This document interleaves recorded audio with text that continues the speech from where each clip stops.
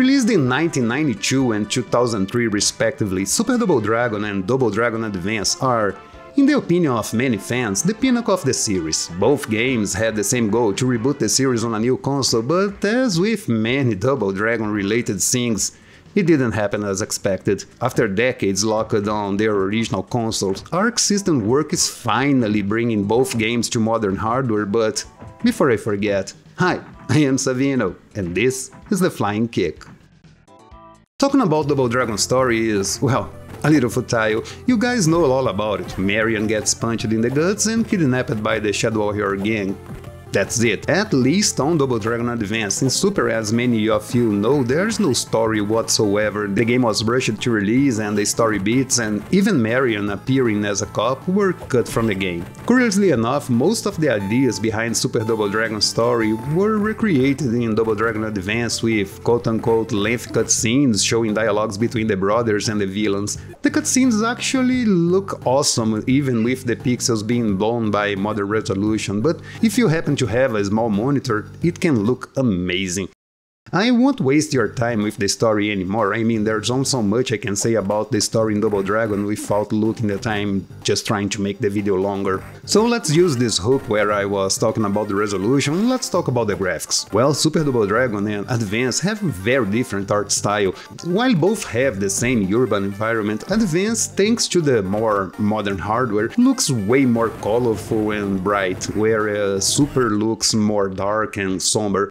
Actually, I like this visual a little bit more since Double Dragon was always a post-apocalyptic game. The looks in Super feel more appropriated to me. But at the same time, Advance looks more like an upgrade from the arcades, with characters bearing more detail and more varied backgrounds. Despite looking that way, this is not a graphics comparison between the two games because it wouldn't make sense, but it's interesting to highlight the many styles Double Dragon had in its existence. The only downside here, and this is valid only for Advance, is what I mentioned about the cutscenes. Being a Game Boy Advance game, the resolution is very low, and running it on my laptop's 15 monitor was... well, if you're not watching this on your phone, you can clearly see what I mean. And the graphics don't look that good, I mean, they do on a small screen, where they are supposed to be seen, but on a big TV, you can see every corner the artist cut to achieve what they did with this game. Now that I'm thinking of it, on the Switch this should be looking nice. Comment below if you got this one on Nintendo's little console. Super Double Dragon, on the other hand, looks absolutely fine. I mean, this was always a good looking game, especially the first 3 levels. After that, things get a little boring with repetitive backgrounds, but yeah, the game is unfinished and all that jazz. The first level is beautiful, filled with lights and colors without losing the dark tone that I mentioned before, and I always enjoy the second level. We need more airport levels. I remember playing this one with a good friend of mine back when we were kids, that the cool thing to do was to use your cyclone kick while the airplane in the back took off. Man, those were the good times. In the end, both games look fine. They weren't amazing back in the day, they aren't amazing today, but they are clear, colorful, and do the job for a couple of 16 and 32-bit beat-em ups. You have seen this game before, so you know what to expect. Yeah, there's some extra stuff here in this collection that we'll talk about a little bit ahead. When it comes to the audio, what can I say? This is Double Dragon, the beaten up with one of the best soundtracks around, and I must say a soundtrack that was perfected with Super Double Dragon and the absolute king that was the SNES sound chip. Honestly, the Mega Drive had some bangers, but the quality you could achieve on the SNES was miles ahead, and Super Double Dragon developers knew how to make good use of it. Advance also has some amazing music, but unfortunately you won't see me complimenting it too much thanks to the not-so-king that was the GBA sound chip. While the OST in Advance is great and some of the compositions are better than in Super, the quality isn't that great for today's standards, or even back in the day, if I'm being honest. Double Dragon always had some good music, some were a bit strange, but in general the guys at Technos were pretty good at basically everything. There's one thing in the sound department where Super Double Dragon disappoints a little, and it is the repetitive grunts from your enemies over and over. Yeah, unfinished, I know, but it takes its toll by the end of the game. In Advanced you got more variety with a few different grunts here and there that, while they are not my favorite thing in these games, these grunts work to let you know that the enemy was defeated. Overall, talking exclusively about the OST, you can't go wrong with these two games. This is classic beaten up music as you can get and probably some of the best chiptunes around. Okay, now let's be very careful and honestly talk about the gameplay and combat from both games. And I say very careful because I'm a huge Super Double Dragon fan and talking objectively about this game can be a little upsetting, you know, nostalgia and all that stuff. So, first of all, I wanna say the combat in Super Double Dragon is kind of broken. Yeah, you can easily abuse some mechanics, the AI isn't very bright, the enemy variety is lacking, and some weapons can make you virtually invincible. Yeah, it hurts a little to admit, but despite that, Double Dragon has one of the most solid combats in all 16-bit catalog. Great variety of moves, a great blocking mechanic, a very cool special, and some unforgettable bosses that are very fun to fight against. Except you are very, very annoying. Ugh. The game uses almost all buttons from your SNES controller. You have the traditional kick and punch, a revolutionary jump button, because if you came from the 8-bit generation, you know how important it was, a block button, also something new to the series, and finally your special button that you could hold to fill a bar under your character's health.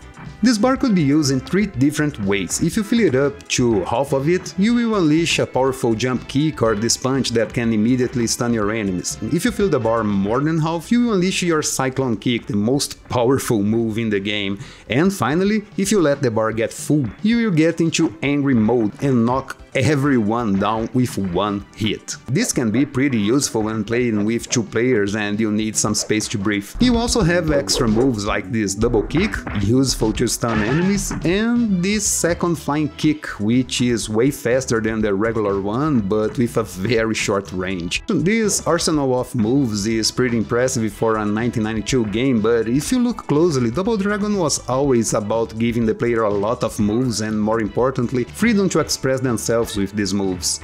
Despite not having combos and huge clear screen attacks, the combat in Double Dragon was always fun and rewarding when you master it.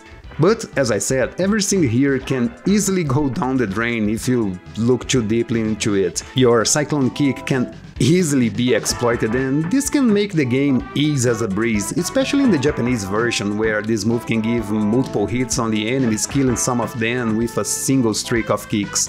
You can also freeze your enemies in place holding one of them while your partner goes to town on them, and after you get hold of some nunchakus, you're basically invincible. It is a game that, if you want to have a real challenge, you have to play by its strengths and not by its weaknesses, preventing yourself from using these broken mechanics. I just wish Ark could tweak this game a little, making the weapons break after some use, and instead of you filling your special bar, a bar that's filled by hits or by time. This alone would help this game a lot.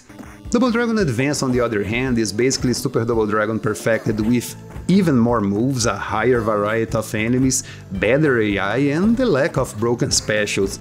Yes, some weapons here are also broken and you can easily trick your enemies into loops of death, but generally things here feel way more polished. There are a few cheap moments when you lose a life or two in a matter of seconds, but the game is generous with its continues, and the presence of save states can make that annoying part a little more manageable. The only real problem I have with advanced gameplay is how close you have to be to the corner of the screen to move it ahead. It's easy to bump into an unexpected enemy and take a beat thanks to something that could be easily prevented. I see people complaining that is all zoomed in, but I guess I'm used to it, and while I would appreciate more real estate here, I'm good with what we got.